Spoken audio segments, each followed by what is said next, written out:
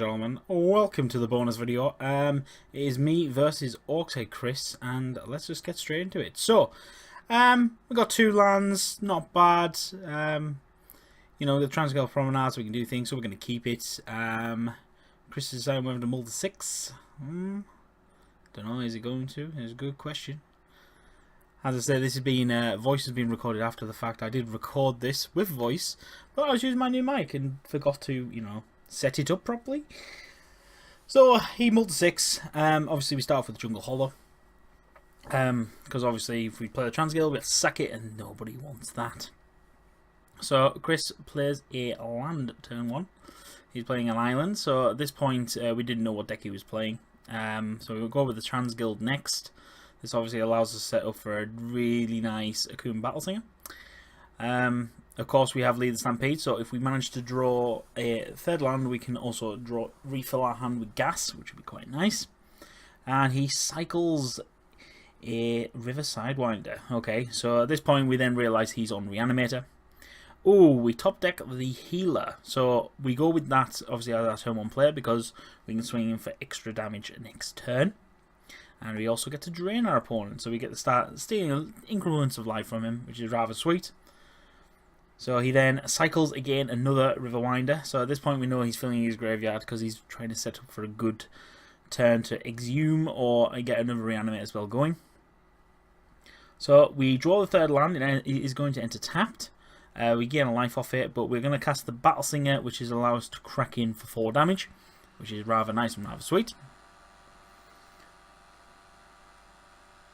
So, yep, always stack the triggers, and it's always yes, and it's always yields, because yeesh. And, of course, he Doomblades. So, he had the mana up to remove a threat, but, of course, we're going to crack him for the 2 damage anyway. This allows us to put him to an effective 17 life. So, he, for the turn, is actually going to cast something. He does strategic planning. This, of course, allows him to get a card in the hand, and he also gets to fill his graveyard a tiny bit more. It's a really useful spell if you are going to be playing a Reanimator deck. And then we're just waiting on him. What are you going to do, Chris? It's really weird watching this game back, because I can't remember it. So he exiles the cards to get a Delver out, to get a Gurmag Angle out from the Delve. So now he has a big body on the floor and we can't do anything about it. So at this point we decide to get a Highland Berserker down so we can start draining, just getting drain triggers on him. Because ideally you want to be as empty handed as possible before we cast Lead the Stampede, so we don't have to discard anything of value. Because there is a possibility that when you cast for 3 mana you're going to get 5 cards. So, you know, you can choose not to take them, but generally you want to have your hand stocked and filled for as many allied triggers as possible. He then does Forbidden Alchemy, allowing him to draw cards and discard more things into the graveyard. He's digging, obviously, for an Exhume spell, and he's done it. So 4 cards went to the graveyard. And, of course, he declares attacks for 5. We're going to take this on the chin because we're at 26 and it doesn't really bother us. Okay, we get another Transguild Promenade, so this turn we're probably going to play the Transguild, as well as crack in with, get the Coralhelm Guide down and crack in for some damage. So end is tapped. Oh no, we are going to cast Lead the Stampede. This shows you how well I remember this game. And we managed to get 4 of them out of this. Now, obviously we're going to get the Excavator. We get a double Excavator trigger on this, so it's going to be rather sweet. We've also got a Grey Pelt Hunter, which allows us the ability to obviously grow a nice big body. And Chainer's Edict, obviously we have to sack a creature, so we sack the Highland Berserker because it's kind of the useless one. It's only given our eyes first strike, because there is more as an enabler like the Coralhelm Guide. And Chris is going with Forbidden Alchemy again with the flat. No, not with the flashback. He's doing it normally. Yeah, that's right. So, now at this point, he's going to crack in for another 5 damage because, of course, this is very useful. Ooh, right. So this is where we're going to have a nice, sweet turn. So we're going to get the Grey Pelt Hunter down because he's going to become our new big boy buddy, is what our plan is. So he immediately enters the battlefield. Oh, but no. He decides to hard counter it. So with that strategy out of the mind, we are just purely going to go down the mill strategy. We want to do as much damage to his library as physically possible. He's helping himself do it. He's helping us in that strategy anyway, so we might as well help him along. So he obviously duresses us, and the only thing he can take from our hand is one of the epic confrontations. And on this board stated, that does not hurt us at all, so we're quite fine with that. He then cycles a Riverwinder, and he's gaining an extra life. He then gets to Exhume. Now at this point we also get triggers on the stack, so this is where Chris hasn't realised that we're going to get benefits. So we get the Grey Hunter back, the Pelt Hunter back. Obviously triggering for a drain life, and we also get a 1/1 counter on him. We're going to take the damage at this point because might as well. But WUBRG is interesting. We decided to go down the mill strategy that we'd already sort of decided on, because we can get more value out of it, and we can't block with the WUBRG anyway. So always yes, and always yield. Then always yield to the trigger. Obviously we're generally always going to be targeting our opponent. I don't think there's any reason why we would target ourselves. And then we get Epic Confrontation to punch the Gurmag Angler quite nicely. So that's removing one of the threats off the board that we don't have to deal with. So this allows us to have quite an explosive turn next turn. If we manage to draw an untapped land, we get to cast 3 things. If not, we're getting to cast 2, generally with an Excavator and probably a Coral Helm Guide, and saving the Ukun Battle Swinger for a big swing. Chris in the meantime is paying for costs and debating what to play. Decides to pass the turn. Okay, it's quite simple on that front. Right, so we don't draw an untapped land, but we do draw a Transgale Promenade, which is very useful for an explosive turn. So best thing to do is obviously get the Transgale Promenade down now and get it paid for, and then we can play 2 allies from our hand this turn. So at this point we decide to play the Bajuka Brigand. Decided to grow a body, seems though we have now not under so much pressure. And we get to mill for 4.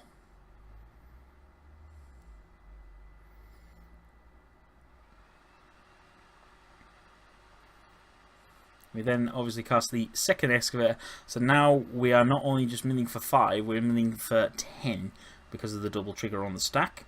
So things just start getting ramped up from here. Obviously I like to have a look at the graveyard and see what we're milling away. And it's all about, doesn't matter if we're going to swing now, we're just purely going down the fact of removing his library. But we decided to chance in, or sort of debating about it actually. Yeah, we decided to go for it. Nope.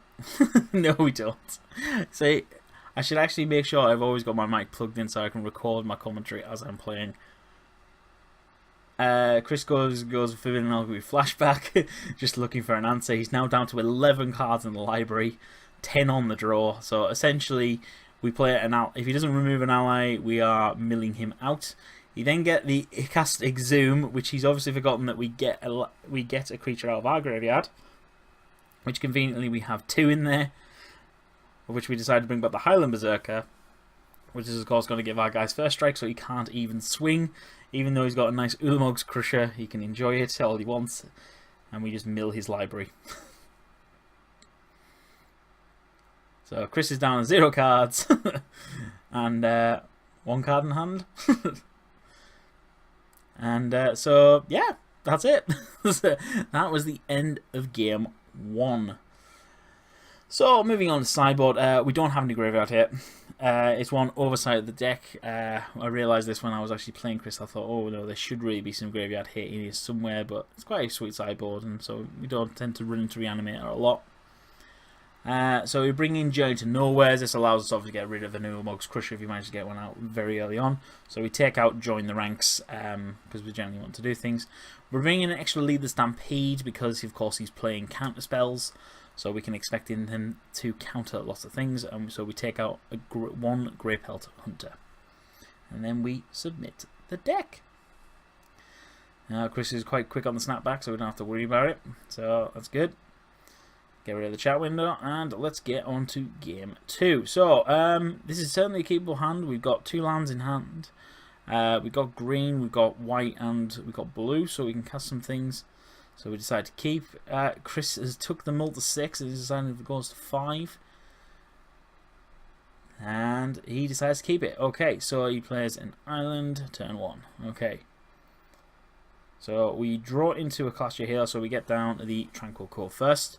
This allows us to go into the forest and Oran Reef Survivalist immediately.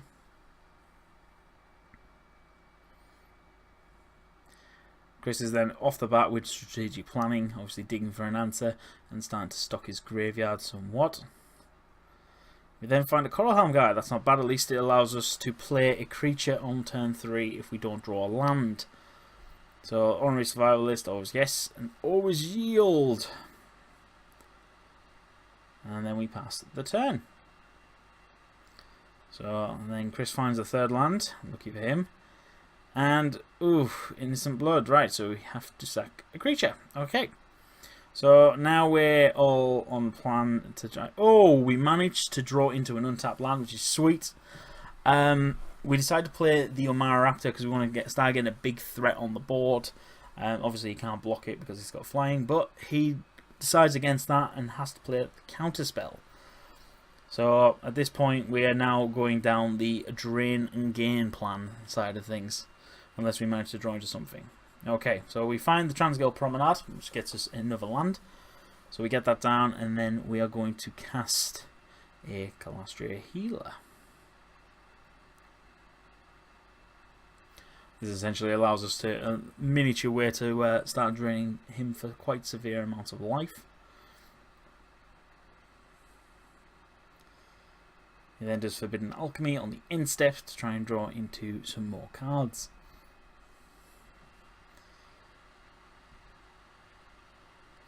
Plays the land drop and passes the turn. So obviously he's holding up a counter spell. Do the Evolving Wilds, go get another basic out of our deck. This allows us to get the red mana that we need to cast Highland Berserker and Akoum Battlesinger. So rather sweet. And we decide to get down the 2nd healer. This allows us to obviously get double triggers. And hopefully, no, he had hard counters it again. So this allows us to get down the Battlesinger and just start chumping in for some chunks of damage as much as we can. Yep, always yes, always yield. Right, and allows us to crack in for 4 damage and putting him to 14.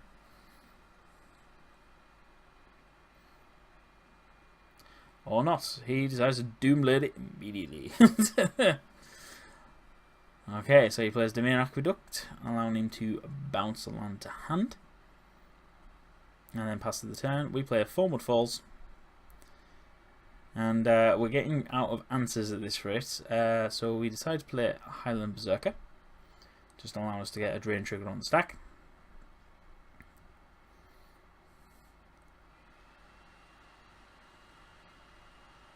Always yes, always yields, yep, most definitely.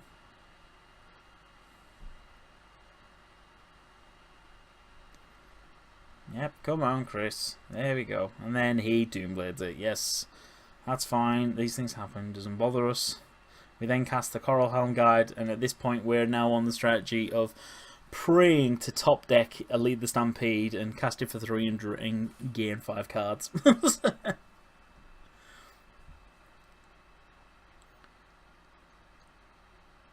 Okay, so Chris is, by looks of it, Gurmag angling, tapping for 1. Yep, there we go, he has the angler out.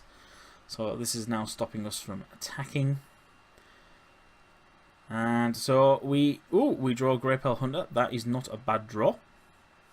This allows us to start getting a body on the board, start growing something, and obviously we keep draining him for life.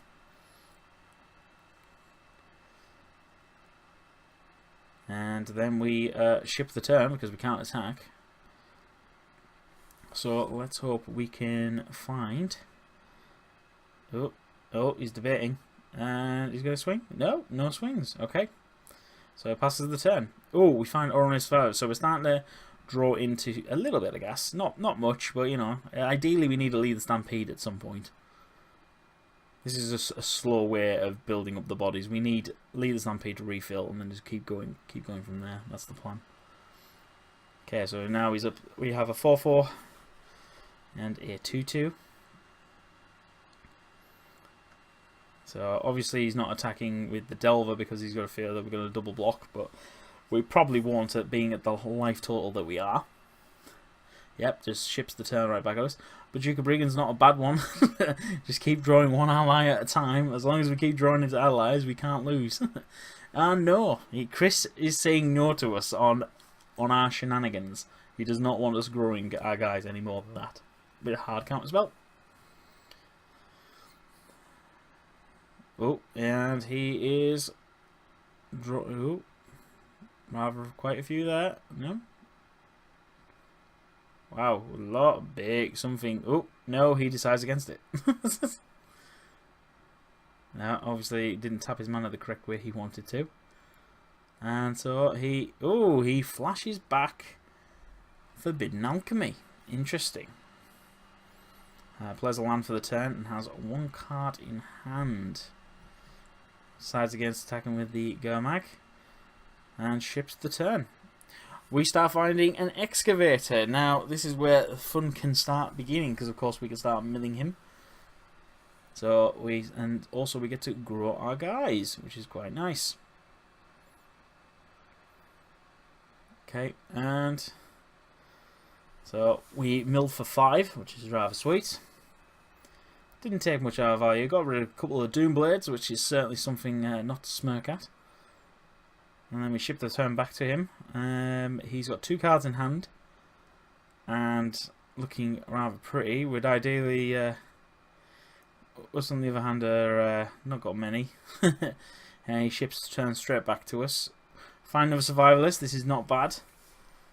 If he enters the battlefield and doesn't get countered, we can have some fun. But... looks like no. Chris is saying no. How rude of him, quite frankly, to not allow us to play our creature spells. So we ship the turn. Ideally, if he could exhume for us, that would be useful. Of course, it will allow us to have some fun. Plays the Dismal Blackwater, gains a little bit of life back. Rugged Highlands, sure, we'll play it. It doesn't really matter that much. At this point, we decide to activate Coralhelm Guide on the Grey Pelt Hunter to get in for a chunk of damage. You know, make sure he realizes that we can get through quite nice. Oh no, we decide to not. We decide to use the on the Auron Reef Survivalist just to get in for a little bit of damage. I remember now why. It's because of the Chainer's Edict. I was concerned about him making me sack a creature. Okay, and plays a second Gurmag Angler. So he's starting to develop his board. We're not concerned about. Finally, we find a lead the Stampede. So we cast that, and as long as it doesn't get countered, oh, we get the full set of value. So we get all 5 cards. Sweet. So at this point, we've got some fun to play with. So we decided to cast the Umara Raptor first because we want to get another body on the ground, which is just going to keep getting bigger and bigger, and then we can start emptying our hand from there. And of course, we also get a million for 6 as well, which is rather sweet. Putting him down to 21 cards in the bin. No, sorry, not 21 cards. He's got 35 cards in the bin. Okay, so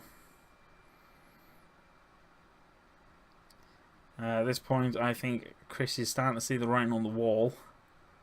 Because I'm starting to get guys big enough. He has cast an Ulamog's Crusher. That is not what his deck wanted to do. And then he exhumes. Oh, again, this allows us to get some fun on the board and grow our guys again. So we decide to go with the Berserker, I believe it was the choice. Yep. No, the Akum Battle Singer. Oh, so obviously this just allows us to pump our guys up even more, get another million on him. Yep. And so this time we get to mill him for 7. Oof, and now we've got a nice big guy. He's got obviously got 2 Ulamog Crushers out, but we are hurting his library quite substantially now. Okay, and then he ships the turn to us. We decided to go with a healer. We're just going to go for maximum amount of allies we can get down now. So we stack all the beautiful triggers. Yep, just always yield. Dum dum dum. It's down to 5 cards in the library, so essentially another ally is a win that we don't have to worry about. So yeah, just cast the Highland Berserker just for funsies.